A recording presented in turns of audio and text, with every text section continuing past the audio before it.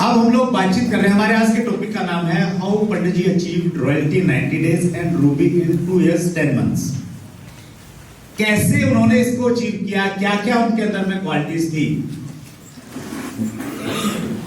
पहली क्वालिटी थी निर्णय लेने से पहले 2 बड़ी मीटिंग अटेंड की, यानी डिसीजन बड़ा सोच समझ के लिया, ऐसे नहीं आनंद फानंद में ले लिया, देखेंगे सोचेंगे करेंगे। तो डिसीजन उनका बड़ा स्ट्रॉन्ग था। आपका डिसीजन अगर अभी तक बड़ा स्ट्रॉन्ग नहीं है, आपको कुछ डाउट है, आपको कुछ संदेह है, कोई बात नहीं है, आप छोड़ दीजिए, कोई दूसरा काम कर लीजिए, दूसरी अपॉर्चुनिटीज आप देख लीजिए। आरसीएम नहीं करेंगे तो भी रोजी रोटी तो ऊपर वाला दे देगा, यस और नो? क्योंकि वो पशु पक्षियों का बंदोबस्त कर देता है तो हमारा भी कर ही देगा कुछ ना कुछ, तो ये तो तय है। लेकिन अगर आपके पास में कोई स्ट्रॉन्ग कारण है करने का, आपका वाई क्लियर है, क्यों करना है आपने आरसीएम बिजनेस में, स्ट्रॉन्ग निर्णय के साथ में अगर आप आए हैं तो फिर फर्क पड़ जाएगा आपके और दूसरे लोगों के परिणामों में। तो ये पंडित जी की क्वालिटी थी। मैंने 2 बड़ी मीटिंग के बारे में आपको बताया कि एक पंडित जी ने बड़ी मीटिंग की थी करनाल में और दूसरी की थी भीलवाड़ा में। क्लोज ऑल डोर्स, सारे जहाज जला दिए सिकंदर की तरह। पंडित जी पहले दिन से सब कुछ छोड़ दिया था उन्होंने। वो कंसल्टेंसी देते थे, चंडीगढ़ में ऑफिस था, वो काम छोड़ दिया। जो दूसरा ऑफर उनके पास में आया था वो काम छोड़ दिया। पंडित जी कुछ न कुछ नर्सरी से रिलेटेड, लैंडस्केपिंग से रिलेटेड कुछ न कुछ काम करते थे, वो काम छोड़ दिया, सब छोड़ दिया। शायद पंडित जी को अपने ऊपर कॉन्फिडेंस था, पंडित जी को शायद आरसीएम में कुछ ऐसा लगा था, आई डोंट नो क्या था, लेकिन पंडित जी ने पूरी कमिटमेंट 100% एनर्जी पहले दिन से आरसीएम में लगाना शुरू कर दिया। अभी हमने अपने आप को चेक करना है कि क्या मैं उतना कमिट, देखिए मैं ये नहीं कह रहा हूं यहां पे आपको कि आप अपनी नौकरी को छोड़ दीजिए, या आप जो पहले काम कर रहे हैं उसको छोड़ छाड़ के पंडित जी की तरह एकदम कूद जाइए, सब कुछ छोड़ दीजिए। आप वो आपकी कन्विक्शन का सब्जेक्ट है, लेकिन पंडित जी की इस प्रकार की कन्विक्शन थी।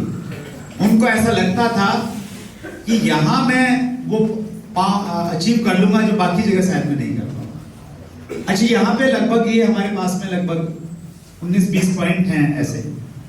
हर पॉइंट में आपने अपने आप को मार्किंग देनी है सर, कि आप कहां पे स्टैंड करते हो। हर पॉइंट पे 10 नंबर है आपके, ताकि आपको थोड़ा स्कोप रहे अपने आप को जांचने का। पहला पॉइंट, निर्णय लेने से पहले 2 बड़ी मीटिंग अटेंड की। तो आपके लिए सब्जेक्ट ये है, क्या आपका निर्णय बहुत स्ट्रॉन्ग है कि मैंने जिंदगी भर आरसीएम करना है, इतना कमिटमेंट है, तो आप अपने आप को 10 नंबर दे दीजिए। आपको लगता है कि नहीं, अगर नहीं चला तो मैं और कुछ कर लूंगा, तो थोड़ा कम दे दीजिए, 8 दे दीजिए। आपका 50-50 सा मामला है कि नहीं, मैं 6 महीने के लिए लगा हुआ, 1 साल के लिए लगा हूं, चलेगा तो ठीक है, नहीं चला तो फिर और धंधा करूंगा, शायद 5 दे दीजिए। तो वो डिपेंड करेगा कि आपका कमिटमेंट लेवल क्या आप मानते हैं, उसके लिए आपने अपने आप को 10 में से नंबर दे दें, पहले पॉइंट। दूसरा है क्लोज ऑल डोर्स। अगर आप फुल टाइम कर रहे हैं, पूरी कमिटमेंट के साथ में कर रहे हैं, तो 10 नंबर दे दीजिए दूसरे वाले पॉइंट को। अदरवाइज फिर आप जितने आप चाहें अपने उतने नंबर आप दे सकते हैं। थोड़ा सा आपने देखना पड़ेगा, साथ के साथ आप मार्किंग करते रहिए। पड़ोसी से छुपाना है तो छुपा के दे दीजिए, कोई बात नहीं, लेकिन मार्किंग अभी दीजिए। अभी आगे थोड़े पॉइंट्स पे हम लोग थोड़ा डिटेल में बातचीत करेंगे। तीसरा पंडित जी की क्वालिटी थी 100% प्रोडक्ट यूजर थे वो। कब से थे? स्टार्टेड फ्रॉम डे 1, पहले दिन से ही पंडित जी ने इसका इस्तेमाल करना शुरू कर दिया। हम में से बहुत सारे लोग बहुत महंगी शर्ट पहनते हैं, बहुत अच्छा कोट पहनते हैं, जूते बहुत महंगे महंगे पहनते हैं, क्योंकि हम अफोर्ड कर सकते हैं। हेलो, अफोर्ड तो पंडित जी भी कर सकते थे। उन्होंने अपनी जिंदगी में वो कह रहे कि सर जब से मैंने होश संभाला है मैंने रेडीमेड ही पहना है, सिला के मैंने पहना ही नहीं, टेलर का दुकान ही नहीं जानता मैं। तो ऐसी सिचुएशन में आज तो हमारे पास में बहुत सारी चॉइसेस हैं एक्चुअली। पैंट, कई तरह की पैंट है, कई तरह के कोट हैं, बहुत कुछ है। लेकिन पंडित जी ने पहले दिन से 100% प्रोडक्ट यूज करना स्टार्ट किया। आप अपने आप को ईमानदारी से मार्किंग दीजिएगा। आपने खुद ही चेक करना है। अगर आप 100% प्रोडक्ट यूजर हैं 10 दीजिए, कम है 90% यूज करते हैं तो 9 दे दीजिए, 80 करते हैं 8 दे दीजिए, 50-50 है 5 दे दीजिए, कोई बात नहीं। लेकिन पंडित जी ने पहले दिन से शुरू किया, use bath soap as shaving cream. मैं पंडित जी के एक साथ एक दिन रुका हुआ था, तो पंडित जी को मैंने देखा, वो बहुत क्रिएटिव माइंड थे। जो हमारी साबुन आती थी उस समय, साबुन पे सुबह जो सेविंग बर्स था वो घिस रहे। मैंने कहा पंडित जी क्या कर रहे हो? बोले सेविंग क्रीम बना रहा हूं, और उसी से वो अपना दाढ़ी पे लगाते और सेविंग करते। और पंडित जी ने एक कश्मीरी सूट सिलाया था। हमारे यहाँ कुर्ते पजामे का कपड़ा आता था, फिर हमारे यहाँ कपड़ा आने लग गया एक उसके लिए, सफारी सूट के लिए। तो उसमें से पंडित जी ने एक ऐसा ऊपर से नीचे जो कश्मीर में जो सूट पहनते हैं, क्या बोलते हैं उसको, फिरन, वो सिलवाया। तो वो क्रिएटिव थे, नए नए, मतलब प्रोडक्ट का कैसे न कैसे इस्तेमाल करना है। तो वो पंडित जी की एक ताकत थी, 100% प्रोडक्ट यूज करते। वो हमने अपने आप को चेक करना है। यहाँ भी अपने पॉइंट दे सकते हैं आप, 10 में से कितने पॉइंट देते हैं। चौथा पॉइंट बहुत इंपॉर्टेंट है, आरसीएम के प्रति अगाध श्रद्धा। पंडित जी ने यूएस 10% टेप में ये बोला है कि जो हम काम करते हैं ना, उसका रोल हमारी जिंदगी में 10% है। 90% रोल इस चीज का है कि हम क्या सोच रहे हैं। हेलो, हम सोच क्या रहे हैं, वो 90% काम करेगी। जो भी हम आरसीएम में एक्टिविटीज कर रहे हैं, हम प्लान दिखा रहे हैं, हम प्रेजेंटेशन दे रहे हैं, हम फॉलो अप कर रहे हैं, मीटिंग अटेंड कर रहे हैं, उस समय हमारी फीलिंग क्या है वो बहुत ज्यादा मायने रखता है। 90% रोल उसी का है। हेलो, कुछ एग्जांपल देखते हैं पंडित जी के। मिलन मैम ने पीछे एक प्रोग्राम था दिल्ली में, next generation programme, Thyagaraj stadium में, पिछले साल था शायद, इसी साल था 7 मई को। 7 मई में मिलन मैम ने स्टेज पे एक थैली दिखाई कि इस थैली में पंडित जी के कोई चप्पल डाल रहा था।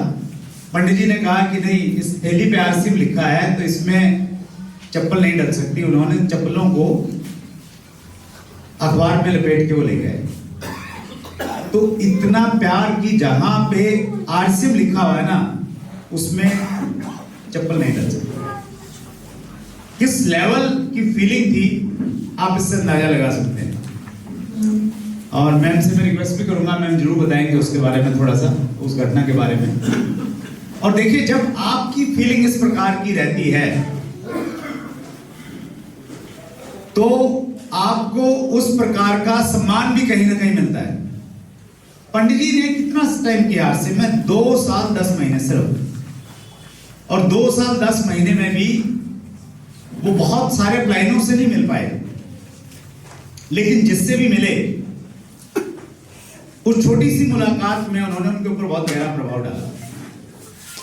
एक बार पंडित जी भीलवाड़ा रुके हुए थे और वहां पे वो अपनी चप्पल छोड़ दी उन्होंने, शायद टूट गई थी या भूल गए थे, तो एक इंसिडेंट रहा।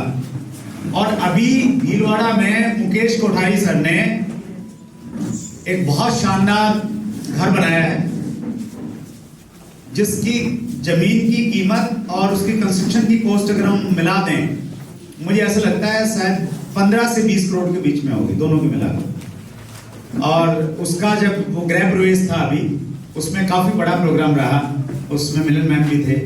और वहां पे कोठारी साहब ने एक अपना शो केस बनाया जिसमें प्रोडक्ट का डिस्प्ले है, आरसीएम के प्रोडक्ट का। और उस प्रोडक्ट डिस्प्ले के बीच में उन्होंने पंडित जी की इन चप्पलों की फोटो, चप्पलें वहां पे साक्षात रूप में लिखी हुई, ये उसी का उस शोरूम का फोटो है। इसमें पूज्य स्मृति के रूप में लिखा हुआ है कि पंडित जी भीलवाड़ा प्रवास के दौरान उनकी चप्पलें वो वहां पे रखी हुई हैं। तो ये तभी संभव है जब आप किस प्रकार की सोच हो। हेलो, हम बड़ी कमिटमेंट के साथ में काम करते हैं, शाम को घर पे कोई दूसरी कंपनी वाला आ जाता है। हेलो, वो कहीं ना कहीं प्लान का कंपैरिजन बता देता है और हमारा जो कमिटमेंट है वो गायब हो जाता है। तो आपका कमिटमेंट कितना है वो बहुत निर्भर करता है सर आपके ऊपर में। तो पंडित जी में अगाध श्रद्धा थी आरसीएम के प्रति। ये पंडित जी ने अपनी कैसेट में बोला है, उनका बिलीव देखिए आरसीएम को लेकर कितना बड़ा था। एक छोटा सा ऑडियो है, वो चलेगा? टेलर तक भी नहीं पहुंचता,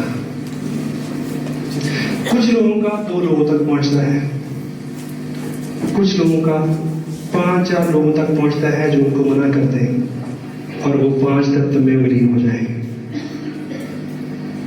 कुछ लोगों का 5-7 हजार रुपए की इनकम तक पहुंचता है, कुछ लोगों का लीडरशिप बोनस तक, कुछ का रेडी तक, कुछ का टेक्निकल तक। ये आप तय करेंगे कि आपका सफर जो 1500 रुपए की 3 पैंट 3 शर्ट से शुरू होता है, आप इसको कहां तक ले जाना चाहिए। मेरा अपना ये विश्वास है कि ये सफर जो 1500 रुपए के कपड़े से शुरू होता है, राष्ट्रपति भवन तक पहुंचता है।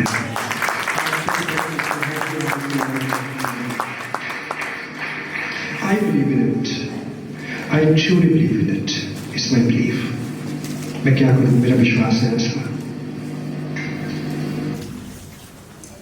पंडित जी ने कहा है कि मैं क्या करूं, मेरा विश्वास है ऐसा। कब कहा?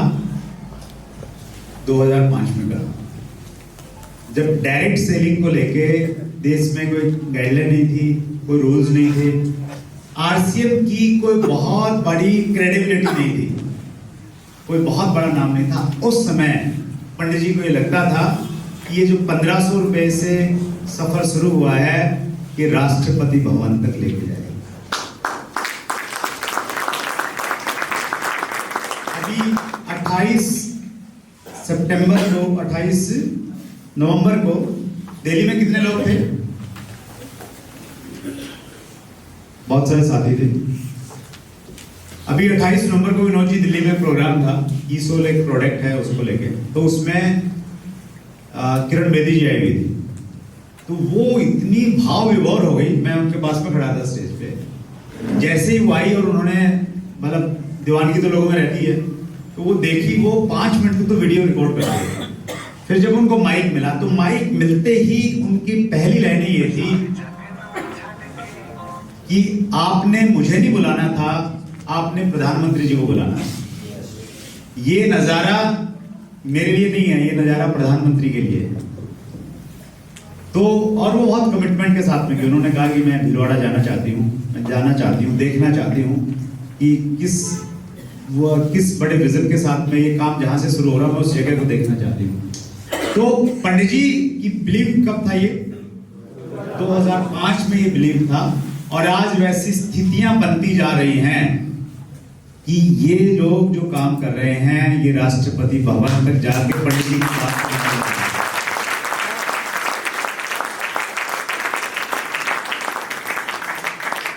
अभी मैं 14 दिसंबर को बॉम्बे जा रहा हूं। बॉम्बे में डायरेक्ट सेलिंग इंडस्ट्री के अवार्ड्स का एक फंक्शन है, entrepreneur awards of the year, ऐसा कुछ करके प्रोग्राम।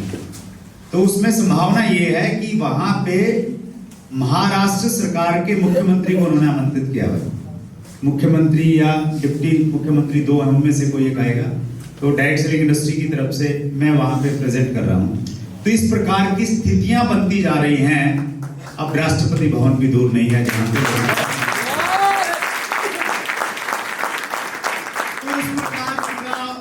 विजन, उस प्रकार की श्रद्धा आपके अंदर है या नहीं है। आपने अपने आप को लास्ट में नंबर देने हैं, चेक करना है। पंडित जी अक्सर अपनी ऑडियो में बोलते थे, पैसा तो कांटे पर लगा हुआ चारा है, काम तो आपसे देश निर्माण का करवाना है। तो कहते थे ऐसा तो इसलिए है कि भाई आप आ जाओ बस एक बार, आपसे काम तो हम इतना करवाएंगे जिससे देश का निर्माण होगा। और टीसी सर की पर्सनैलिटी से कहीं ना कहीं वो प्रभावित थे, शायद ये सब उनके मुंह से निकले। टीसी सर मॉर्निंग में 6:30 बजे हम सब लोगों को यही कहते हैं कि हमने नए भारत का निर्माण करना है। हेलो,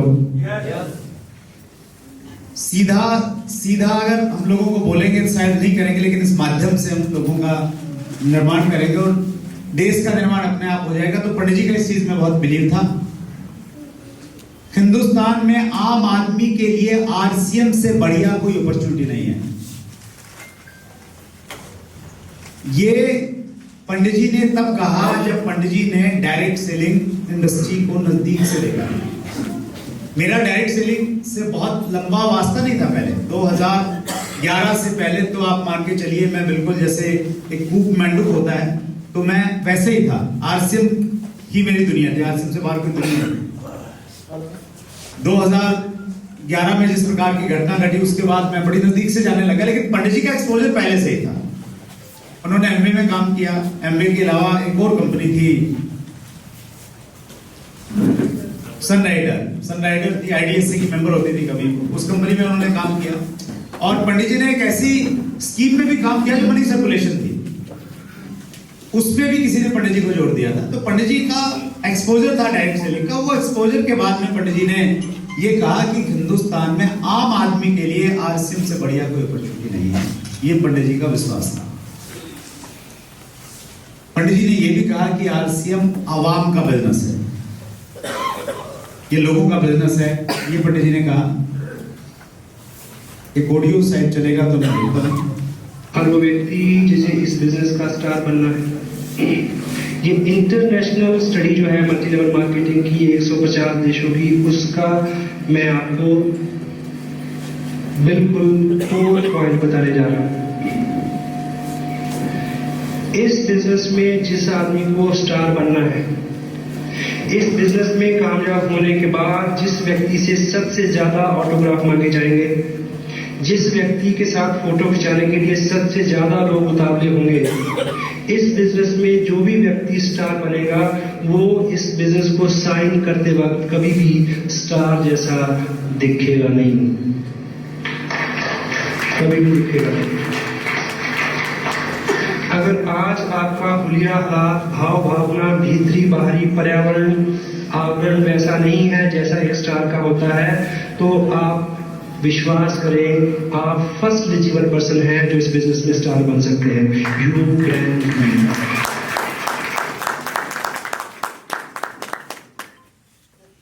मैसेज क्लियर है?